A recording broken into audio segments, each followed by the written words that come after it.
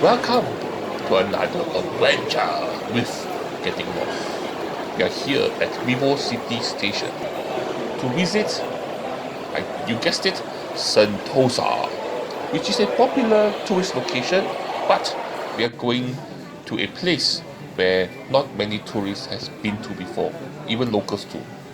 So from this station, we're going to take the train all the way to the last station, which is the beach station. And we're going to get on the train or monorail, whatever this is, and head out. So this is the St. James Power Station. Used to be a disco place, a night club, a night location. Recently changed into, I'm not mistaken, office. Yes, offices. And in front of us now is Keppel Bay or Keppel Harbour. Look at this, a harbour where container ships dock and release their goods. And we're going to cross past the harbour, the Brani terminal, and across the water here we have the place we're going to, a popular tourist place. Locals come here for staycation too, and most people are getting out to go to Universal Studios, but we are not. No. We are coming to the last station, the beach station. Then we're going to come here to get on a free shuttle service. Yes, we're going to head towards Siloso Beach. Many people have come to Sentosa to visit all the attractions for sea sports, adventure sports, interesting things, but I bring you to some place that you didn't even know existed here at this place. Not really a forgotten place, but we're heading towards Siloso Beach. So, what am I doing here? Am I here for some sand and relaxation? Not exactly. What shall we be doing here? You'll find out later. At Siloso Beach, right past the Shangri-La Rasa Sentosa Resort, at one end of their compound, you will see a interesting location here. A location that only appears during low tide. During high tide, most of this area here is covered by the sea, and that's one of the reasons why not many people know about this place. And I'm welcoming you now to this place, which is called Siloso Headlands, or people still remember it by its own name, Tanjung Rimau. And here you have a location that is rare in Singapore. So to get here, what you need to do is, first of all, you need to get past the fence. Once you pass the fence, you are past the hotel property, and just walk along the side here, past a bit of shrubbery here. On my right is actually Siloso Hill, where Fort Siloso is, on top there somewhere. And you can actually hear the jungle sounds, the cicadas, and a bird, I guess. And after that, after these trees here, you'll be on the beach. Welcome to Tanjung Rimau,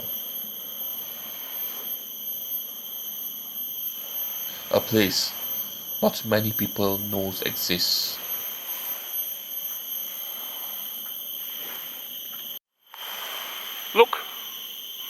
Look what I found. Welcome to Tanjung Rimau, which is one of those very few natural shorelines in Singapore. Most of Singapore's shorelines is reclaimed land, so most of these places don't exist anymore. And along this hill here, you'll notice like small little caves in the cliffside.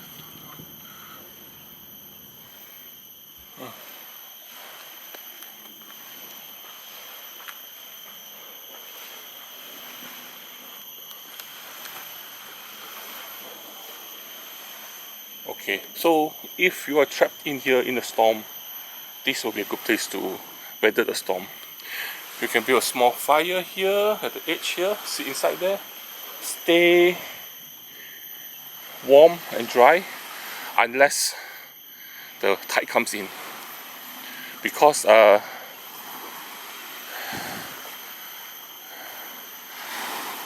think the sea coast will come up to here, so this place may be submerged in the water. Look at this green, the coloration here. The high storm, the seas will come up to here. See the difference in color. So this will not be a good place to hide during high tide and stormy weather.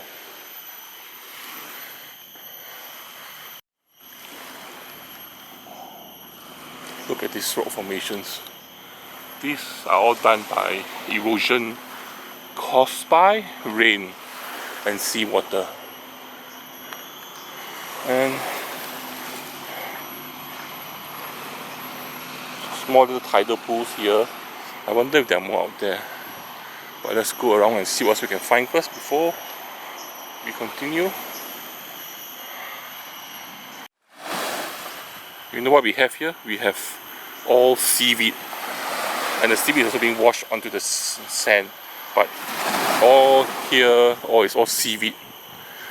Unfortunately, not the edible kind. It could even be poisonous, you know. So do not eat everything you see. Ooh, look at that. Okay, so the tide is going down. Low tide is coming maybe in 1 to 2 hours. So the water would have probably come up all the way here to where I'm standing now during high tide. So not a good idea to come here during high tide. What you can do is you can actually check the weather, not the weather, the tide schedule. When it's high tide, when it's low tide, then come here accordingly.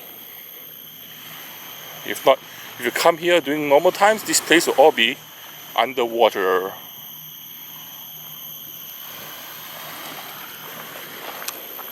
Oh, it is a bit slippery because of the seaweed, so do be careful.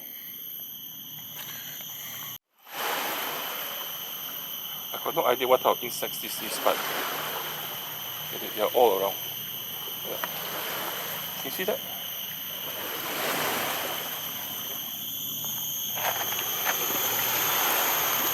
It's like some kind of sea cockroach, beach cockroach. And look at this here. There could be some kind of like shell mollusk kind of thing growing here. Interesting.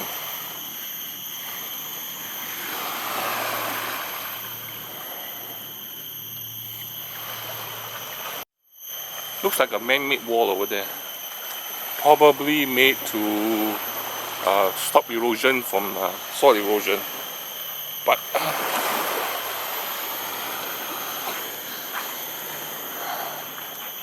look at that.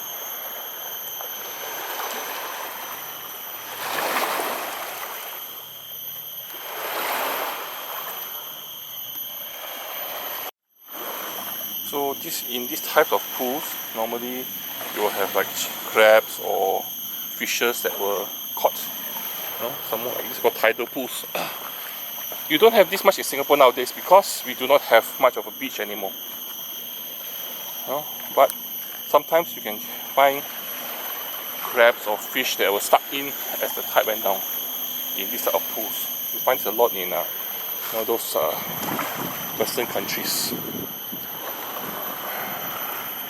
As you can see, the water is going down. Ooh. One thing good about this place is you see over there, there's some kind of buoy system with a net underneath there. So that net actually helps to keep this area here clean. If not, you see a lot more debris on the beach. Like plastic bottles, styrofoam, boxes, and all plastic stuff that comes. If you go to those really remote beaches nowadays. Oh, you'll find all the modern rubbish there now.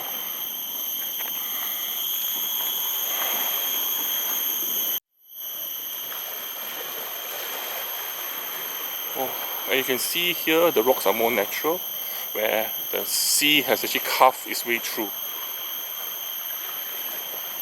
And another tidal pool here, a bigger one. I can't see anything inside. There could be like some maybe like mussels or clams inside here, but I cannot see it.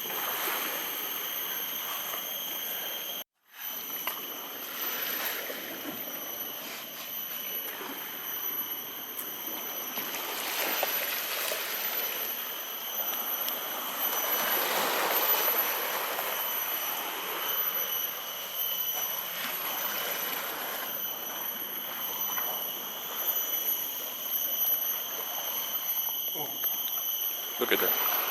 Somebody actually put in some kind of description there in 1974. You see that?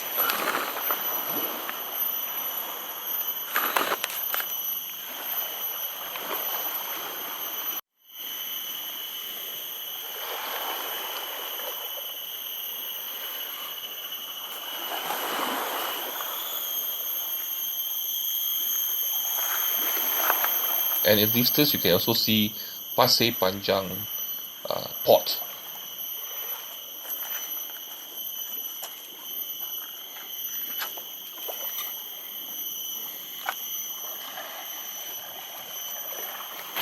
If I'm not mistaken, at the other corner there is an observation tower and probably a machine gun pillbox where it used to guard the entrance over there. Yeah, but it looks a bit difficult to get there, so better not try. Because if I get stuck here, who's going to carry my heavy ass out? And this track is not for those people who are not fit, because first of all, it's slippery, and with the seagrass around makes it even slipperier, and you need to climb over obstacles.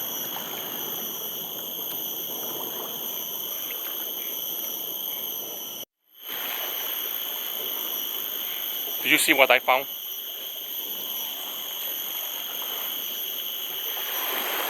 Yes, this is in Singapore, at a place that you wouldn't expect it to be. And look at this here, look at this. There was a landslide here, and the tree collapsed down onto the beach with all the earth. This place is definitely very natural. Anyway, so what do? Do I continue down that direction and get lost? I guess we could do that. Or do I get my ass out of here, take the easy way out and travel back the other direction? What do you think? The tide goes lower, 1 hour to the lowest tide. You can start to see the stones start to peek out of the water. Can you see? The stones here. They peek out of the water all the way. You see? Yeah, so most stones start to peek out. Anyway, thank you for joining me for my adventure so far.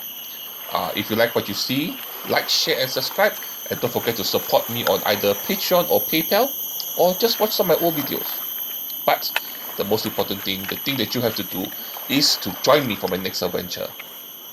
Whether it is here at Tanjung Rimau or someplace else. To find out what I do, join me next week. That's about all. Bye bye.